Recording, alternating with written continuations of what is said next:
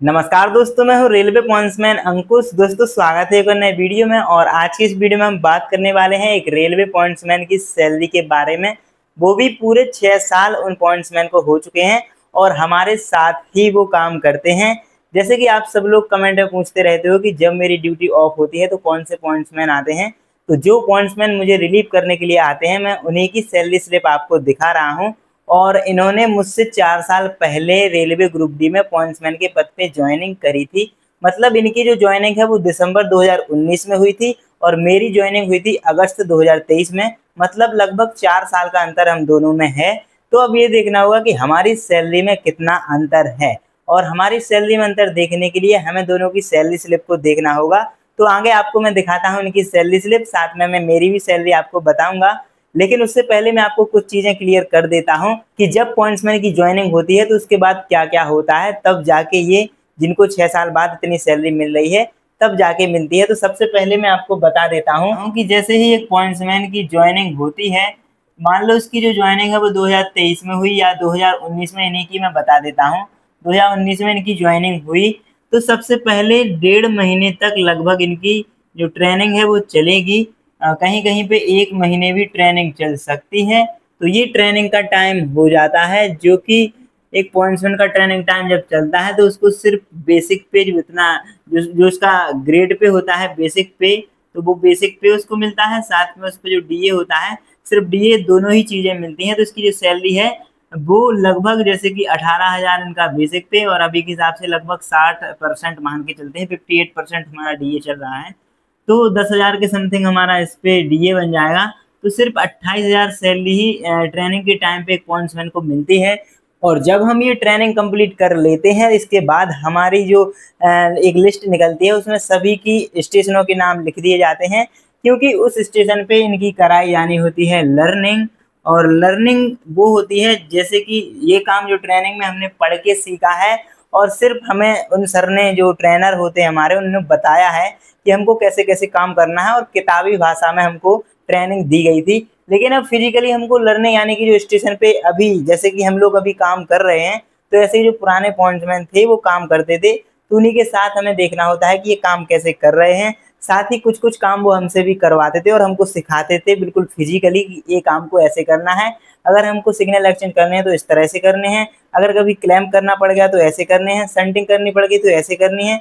तो जितने भी पॉइंट्समैन के काम होते हैं सभी काम हमको लर्निंग में सिखाए जाते थे। जनरली ये जो लर्निंग है मैक्सिमम 10 दिन की भी कराई जा सकती है, और लेकिन हमारी जो लर्निंग है वो लगभग 30 दिन के समथिंग चलाई गई थी, क्योंकि पोस्टिंग हो ही नहीं रही थी। और 30 दिन तक हमारी लर्निंग चली थी, लेकिन ये लगभग 10 दिन तो लर्निंग कराई ही जाती है, जिससे कि एक पॉइंट्समैन हर काम को अच्छे से सीख जाए। इसके बाद एक पॉइंट्समैन की होती है पोस्टिंग, यानी कि उसको अपनी स्टेशन मिल जाती है जहाँ पे उसको सारे अलाउंसेस मिलने स्टार्ट हो जाते हैं। और यहाँ जब इसकी पोस्टिंग होती है, मान लीजिए कि जैसे कि मुझे एक स्टेशन मिली थी स्टार्टिंग में, तो मान लीजिए कि वो स्टेशन का नाम ये हो गया है, तो इस स्टेशन पे फिर हमको बेसिक पे भी मिलने लगता है, जो इस पे डीए है वो डीए भी मिलने लगता है, और जो इस पे टीपी है यानी कि ट्रांसपोर्ट अलाउंस है वो भी मिलने लगता है। इस पे जो एनएचए अगर कोई है तो एनएचए भी मिलने लगता है। इस पे अगर हमें एचआरए यानी कि क्वार्टर नहीं मिल रहा है तो एचआरए भी मिलने लगता है। अगर हम नाइट ड्यूटी भी कर रहे हैं तो नाइट ड्यूटी अलाउंस भी हमको मिलने लगता है। तो ये सारे के सारे अलाउंसेस एक पॉइंट्समैन को मिलने लगते हैं जब उसकी किसी स्टेशन पे पोस्टिंग हो जाती है। लेकिन जब इसकी पोस्टिंग होती है तब ये पॉइंट्समैन बी बनता है। पॉइंट्समैन बी ये पॉइंट्समैन बनता है, मतलब जब हमारी फर्स्ट पोस्टिंग हुई थी तो हम पॉइंट्समैन बी बने थे। लगभग 2.5 से 3 साल का समय लग जाता है एक पॉइंट्समैन बी को पॉइंट्समैन ए बनने में। मतलब कि जब वो 2.5 से 3 साल वर्क करेगा तब जाके वो पॉइंट्समैन ए बनेगा, और पॉइंट्समैन ए बनेगा तब उसके लगभग 2 या फिर 3 इंक्रीमेंट लग गए होंगे, तो उसका जो बेसिक पे है वो भी बढ़ गया होगा। अभी के टाइम पे मेरा जो बेसिक पे है वो 19,100 चल रहा है, और अभी अगली साल मेरा जो प्रमोशन है वो पॉइंट्समैन बी से पॉइंट्समैन ए में होने के चांसेस हैं। तो इस तरह से हम पॉइंट्समैन ए बनते हैं पॉइंट्समैन बी से। अभी मैं पॉइंट्समैन बी हूँ, और जिनकी मैं सैलरी स्लिप आपको दिखा रहा हूँ उनका प्रमोशन लगभग 2.5 साल पहले हो चुका है, और अभी वो पॉइंट्समैन ए के पद पे कार्य कर रहे हैं। अब आपके मन में एक डाउट और चल रहा होगा कि पॉइंट्समैन बी और पॉइंट्समैन ए में अंतर क्या होता है। जैसा कि अब सभी लोग कहते हैं कि पॉइंट्समैन डिपार्टमेंटल एग्जाम दे के स्टेशन मास्टर बन जाते हैं, गार्ड बन जाते हैं, सीसीटीसी बन जाते हैं, क्लर्क बन जाते हैं। तो ये जो एलडीसी का एग्जाम होता है ये सिर्फ पॉइंट्समैन ए ही दे पाते हैं। जो पॉइंट्समैन बी होते हैं वो ए एलडीसी वाला एग्जाम नहीं दे पाते हैं। लेकिन एलडीसी के अलावा एक तो एलडीसी हो गया और एलडीसी के अलावा एक होता है जीडीसीई एग्जाम। इस एग्जाम में हम लोग भी पार्टिसिपेट कर सकते हैं और इस एग्जाम में हर एक डिपार्टमेंट के एम्प्लॉय भी अप्लाई फॉर्म कर सकते हैं और उस एग्जाम को देकर डिपार्टमेंटल प्रमोशन ले सकते हैं। लेकिन इसमें सिलेक्शन होने के चांसेस बहुत कम होते हैं क्योंकि हर डिपार्टमेंट के जो एम्प्लॉय हैं वो इसमें फॉर्म भरते हैं। लेकिन एलडीसी के डिपार्टमेंट में सिर्फ पॉइंट्समैन और जो कमर्शियल विभाग के ग्रुप डी के एम्प्लॉय होते हैं, कुछ ग्रुप सी के, सिर्फ वही इसमें अप्लाई कर पाते हैं। इस तरह से इसमें जो कैंडिडेट हैं अप्लाई करने वाले वो बहुत कम इनकी संख्या होती है, जिससे कंपटीशन भी बहुत कम होता है और एलडीसी वाले एग्जाम में आसानी से सिलेक्शन भी मिल जाता है। तो चलिए ये बातें सारी हो गई हैं। अब हम बात करते हैं हमारी सैलरी की, जो कि मैंने इसका मेन टॉपिक रखा है। चलिए इसके लिए हम इनकी सैलरी स्लिप देखते हैं और मैं फिर मेरी सैलरी भी दिखाऊंगा और बताऊंगा कि एक 4 साल पहले जिसने ज्वाइन किया था उनकी सैलरी और जो मैंने 2 साल पहले ज्वाइन किया था, तो लगभग 4 साल का अंतर हम दोनों की जॉब में है। तो कितना सैलरी में अंतर है, चलिए देखते हैं सबसे पहले इनकी सैलरी स्लिप। तो दोस्तों ये है वो सैलरी स्लिप और अब इसी की हम बात करने वाले हैं। एनसीआर झांसी डिवीजन की सितंबर 2025 यानी कि लेटेस्ट सैलरी स्लिप है इसी महीने की। और हमारी जो सैलरी स्लिप है वो महीने के लास्ट दिन से 2-3 दिन पहले आ जाती है, लेकिन जो हमारी सैलरी है वो महीने के लास्ट दिन ही आती है। जैसे कि 30 सितंबर को हमारी इस महीने की सैलरी हमारे अकाउंट में आ जाएगी।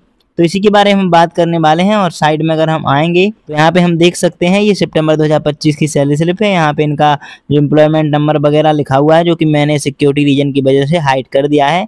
यहाँ पे इनका ये लंबा सा नाम लिखा हुआ है और ये डिजिग्नेशन है पॉइंट्समैन ये हैं। और अभी विभाग जो इनका डिपार्टमेंट है ऑपरेटिंग, जो कि मेरा भी रहता है।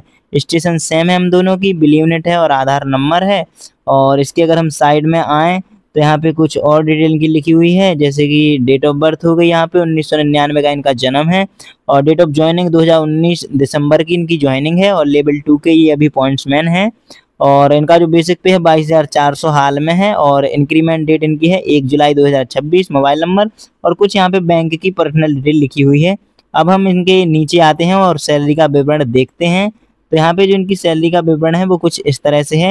इनकी जो टोटल सैलरी 30 दिन की सितंबर में और 40,785 बनी है। कैसे कैसे बनी है, तो बेसिक पे इनका 22,400 है और इसका जो डीए है ये बना है 12,320 और एचआरए है जिनका बेसिक पे का 10% 2,240 रुपये और टीपीए यानी कि जो ट्रांसपोर्ट अलाउंस है वो इनको मिले हैं 1,395 रुपये और जो नाइट ड्यूटी अलाउंस है वो मिले हैं इनको 2,430 रुपये।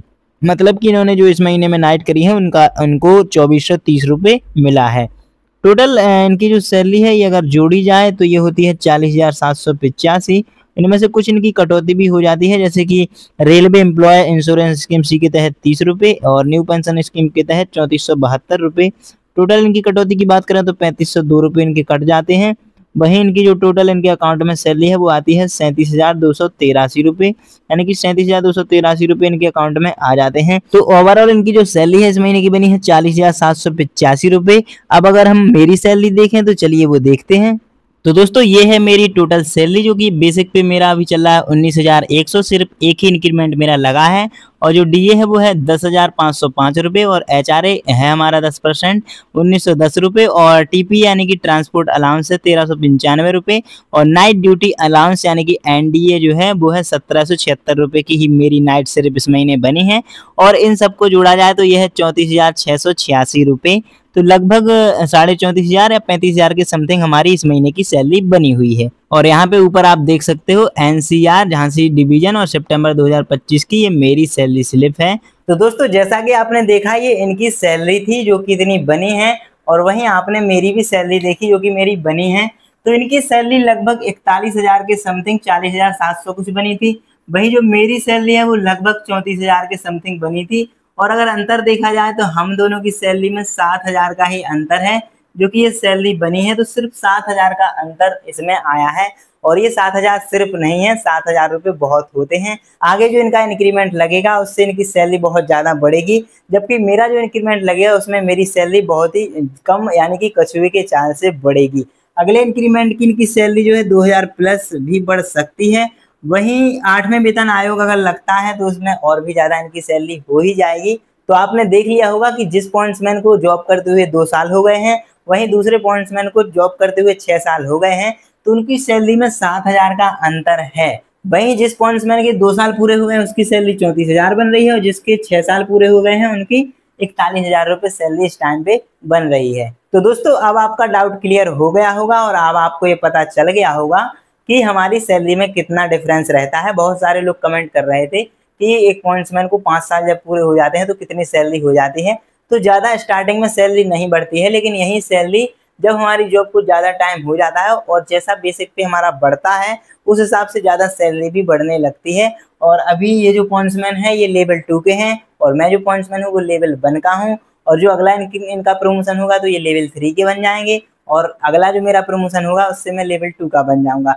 तो दोस्तों आज की इस वीडियो में इतना ही था। उम्मीद है कि आपको ये डाउट क्लियर हो गया होगा। अगर आपको किसी और एम्प्लॉय की सैलरी की कंपैरिजन देखनी है या फिर किसी 2 एम्प्लॉय की सैलरी में कंपैरिजन देखनी है, अभी रिसेंटली मैंने 2-3 कमेंट देखे हैं जिसमें वो कह रहे हैं कि स्टेशन मास्टर की सैलरी ज़्यादा होती है या फिर गार्ड की, या फिर लोको पायलट की सैलरी ज़्यादा होती है या फिर ट्रेन मैनेजर यानी गार्ड की, या फिर स्टेशन मास्टर की सैलरी ज़्यादा होती है या फिर जेई की। तो जिन भी 2 एम्प्लॉय की सैलरी में आप कंपैरिजन चाहते हैं तो उनका नाम कमेंट में लिख दीजिए। मैं उन दोनों एम्प्लॉय की सैलरी सिर्फ आपके सामने दिखाऊंगा और बताऊंगा कि इन दोनों की सैलरी में कितना अंतर है।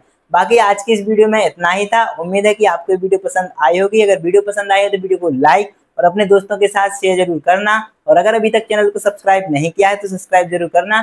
चलिए मिलते हैं अगली वीडियो में, तब तक के लिए नमस्कार, धन्यवाद।